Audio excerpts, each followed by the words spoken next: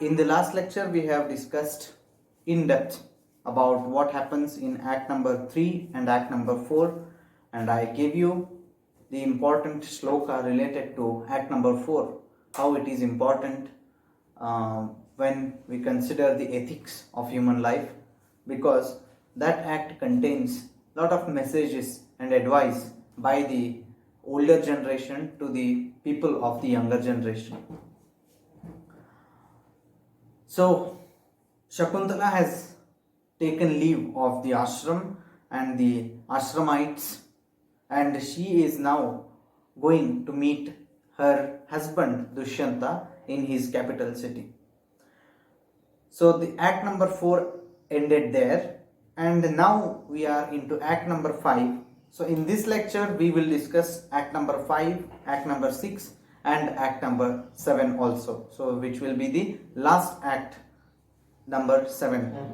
The discussion on the acts will be over today. Act number 5, unlike the previous acts, happens in the king's capital. We saw that the first 4 acts happened in the garden of hermitage of Rishi Kanva. It was a natural setting. Now we come to a different setting in act number 5. So there is a change in the scene. This happens in the palace of King Dushyanta. What is happening here? In act number 5, we see that the curse given by Durvasa to Shakuntala is now in action, and its effects are being seen, being observed. Shakuntala and her companions, she is a pregnant lady, and that is why Kanva has arranged for some more people to go with her and tell the king that she is his wife and request him to accept her. So he has sent a few men and women from his ashram to accompany with Shakuntala. So all these people reach king's palace, and now all of these people want to enter the court of king, and the king is busy in his own meeting. There, a chamberlain comes and informs king about the arrival of some ascetics from the ashram of Kanva, and that they want to meet the king. And the king allows them to come inside the court. Now the scene is very interesting here. Shakuntala, a pregnant woman now, is veiled. Her face is not revealed to the king. And the accompanists, the people who have come with Shakuntala, talk to the king. She doesn't talk directly to the king. This is a way how the elders presented some matters which were of importance. They did not allow the younger generation to speak. So it was the responsibility of the older ascetics to take care of the situation, because it was a strange situation. The ascetic, one of the ascetics, starts talking to King Dushyanta and tells him that this veiled woman is your wife, and now she is pregnant with your child. This is a shock and also surprise to King Dushyanta, because he had already forgotten about Shakuntala and her hermitage because of the curse. There are 2 different variations related to this story. There is one possibility that the king might have forgotten about Shakuntala because of his duties as a king. This is one possibility. I am not blaming King Dushyanta here. And because he is a king, he has lots of responsibilities to hold. He might have forgotten in his duties, he might have forgotten everything about Shakuntala. This is one possibility. But now we have to show the king in a very good light. In a drama, as we saw the shloka, the hero should be having good qualities. He should be good in his memory. When we look at these criteria, here the king might fail. And if the hero fails on the stage, if the hero fails in his action, then it will not be a good drama. So, in order to cover up king's lack of memory, or it might be the other way around also. As I said, these are just two possibilities. So, to show king as innocent, to show king that he has not forgotten about Shakuntala on his own, but it is the curse which is acting. The episode of curse is taken here. As I said, there is this version also may be true, but in the drama, when we are speaking about the techniques, the hero should never be shown to be making a mistake.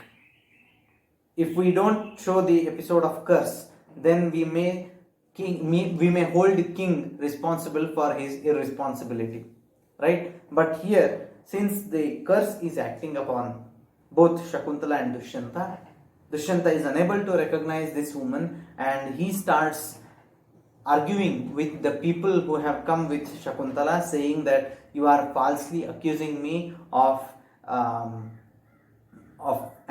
relation which did not exist at all. Now this comes as a shock to the Ashramites who have accompanied Shakuntala. Even Dushyanta is in a state of shock and he is enraged. So after this discussion, after arguments take place, these people unveil Shakuntala, so that at least now when the king looks at her face, he might recognize her, but it is in vain. Even now, when her face is unveiled, when her face is uncovered, even now the king is not able to recognize who this woman is. And now Shakuntala starts talking to the king, blaming the king that he made love to her. He promised that he will come back to take her back, and now he has forgotten everything. So she starts calling king with bad names, and she starts blaming the king, and later she starts blaming himself as well, because she loved a man who was not worth respecting. So this all takes place in the court. There is a lot of confusion happening. The king doesn't know who these people are. Shakuntala doesn't know why the king is not able to recognize her. Suddenly she remembers a thing told to her by Priyamvada. When Shakuntala was leaving the ashram, Priyamvada, who was aware of the curse given by Rishi Durvasa, she has asked Shakuntala to show the ring given by the king in case the king fails to recognize Shakuntala. Now suddenly this flashes in the mind of Shakuntala, so she looks for the ring in her finger. But now this is again the game of fate. So fatalism is also an important theme in this drama. So it is a game of fate here, that when she looks for the ring in her fingers, she is unable to get that ring, and the ring is lost somewhere. She doesn't know how she lost it and when she lost it. This secret is revealed in the next act number 6. But before that, now Shakuntala has no other option to prove that she is Dushyanta's wife. She did not have the ring given by him. Now what to do? Shakuntala is in real trouble. And the Ashramites who had come with Shakuntala also get angry with her because of her irresponsible marriage, and they scold her, and they ultimately start leaving the court of the king, saying to the king that now she is your woman, she is married to you officially, and you have to take care of her. She can't come back with us to the ashram of Kanva. This also shows the responsibilities of a married woman. Now that she is married already, she belongs to the husband's house, and she is responsible for her actions. Now Shakuntala cannot go back to the ashram of Kanva. She has to stay with the king, because the Ashramites have told her that she has to live with her husband, and also she knows that Dushyanta is her husband. But unfortunately, on the other side, the king is not ready to accept her because of his doubts and confusions. and also because of the curse. And ascetics take leave of the king, and Shakuntala is now alone. She is blaming herself for having loved such a careless man.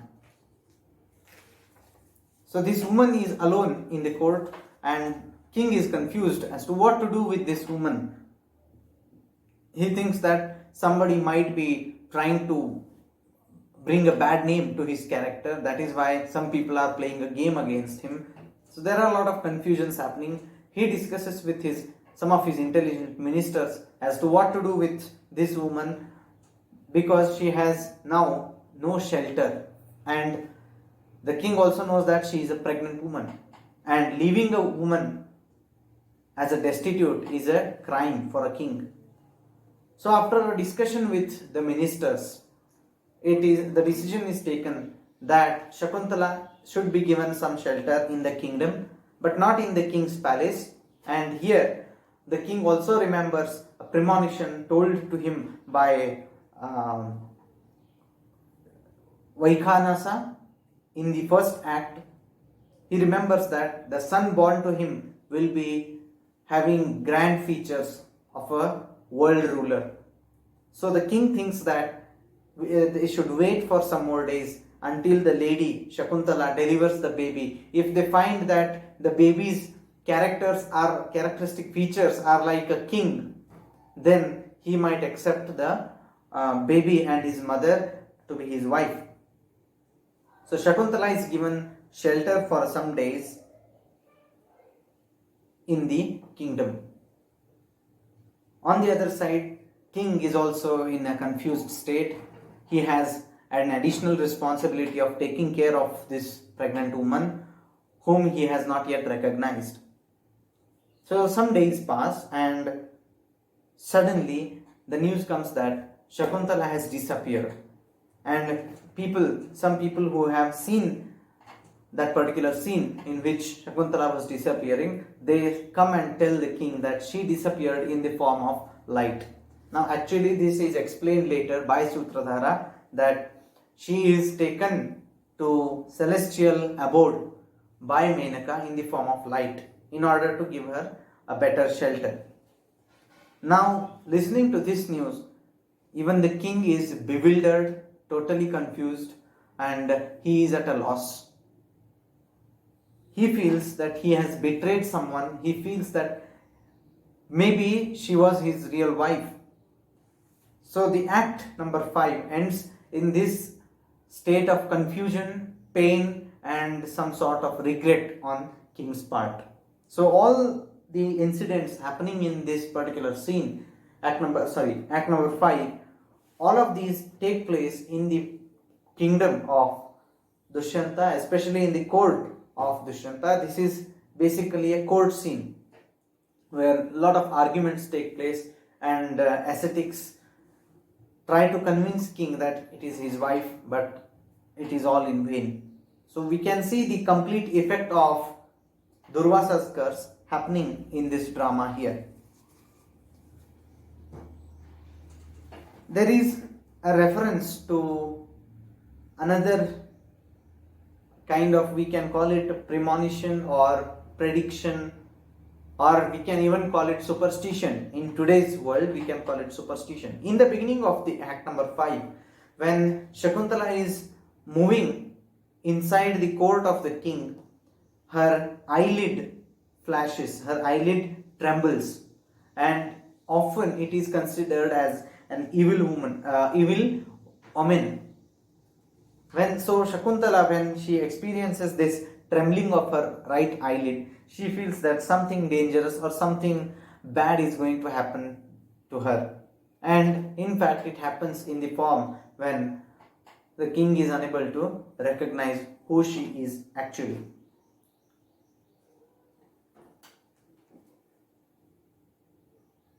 As we move on with the story in act number 6, it is a kind of a recovery from the pain and confusion that was happening till now.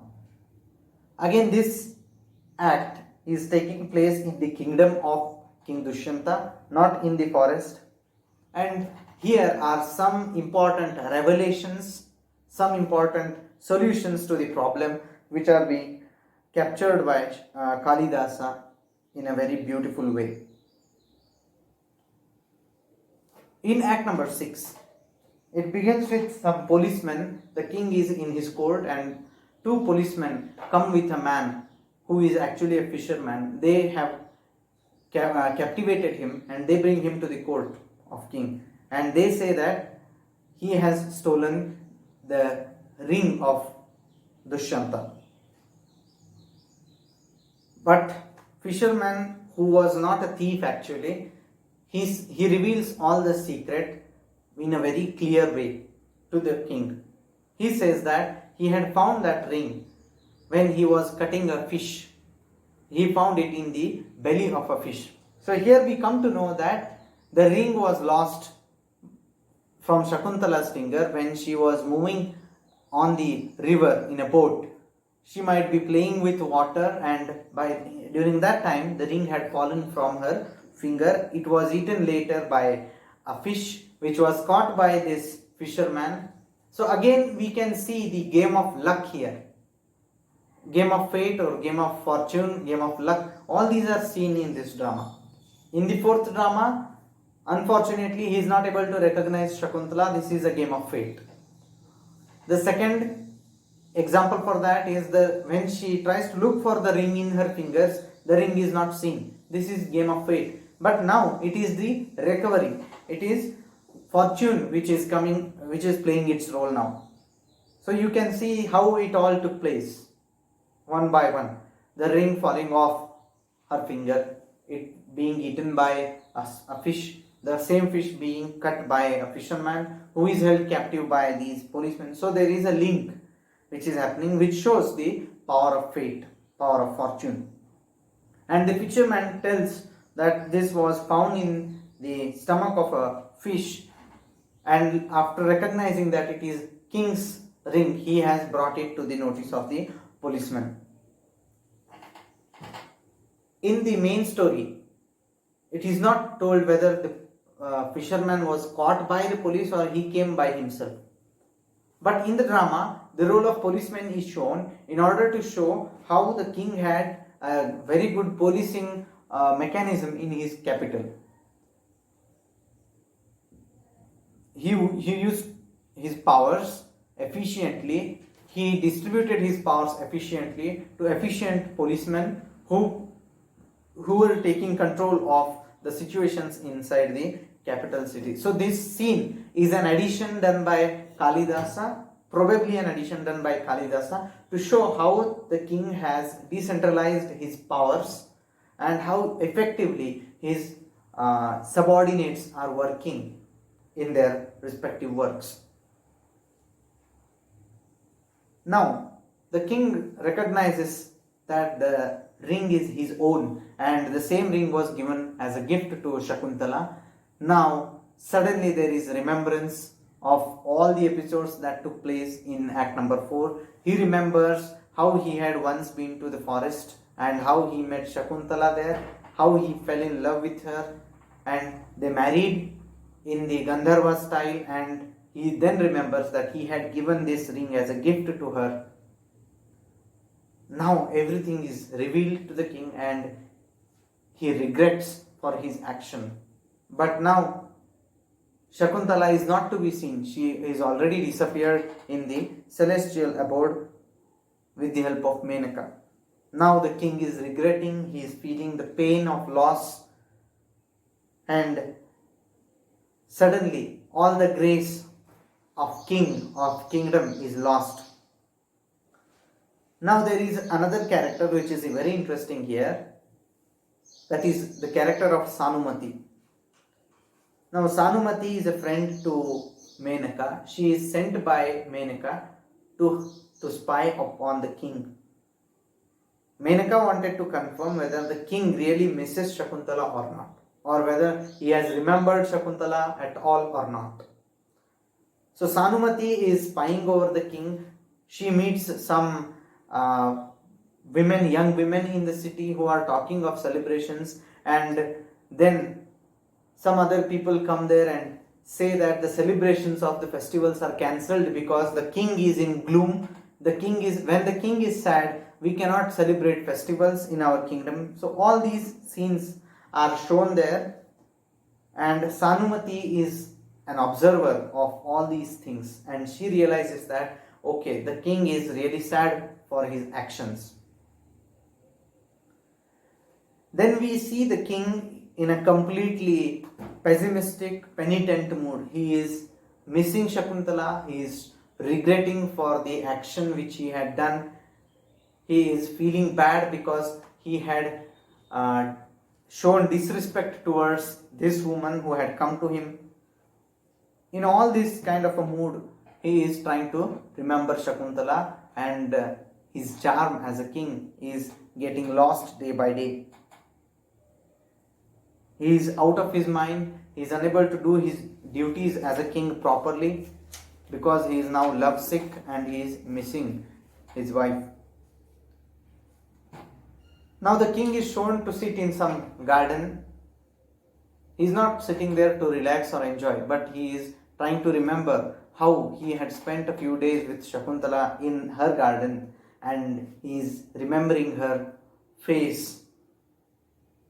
He is trying to draw her painting, a portrait of her, and Sanumati is observing all these activities silently, secretly, and she understands that Dushyanta has really missed Shakuntala and he is repenting for his strange action that he did on the previous occasion. When this is happening, when the king is trying to draw the portrait of Shakuntala in her memory, a maidservant comes and informs the king about certain case in the city. The case was that of a merchant whose son was lost in the sea somewhere, and all his wealth would be transferred to the kings, or it will be transferred to the government of the king. When he listens to this news or this case, now the king also feels sad because he has no wife and no son with him right now. Had he supported Shakuntala in the previous occasion, she would have been with him, and she would have given birth to her son. The son would have been the glorious progenitor of his race. All these thoughts come to his mind, and in those days when the kingdom was passed on to the sons and grandsons like this by a king, lot of importance was given to a male child, and the concept of putra in Sanskrit, punnama narakat trayate iti putraha, meaning the birth of a son, a male child, is considered important because he can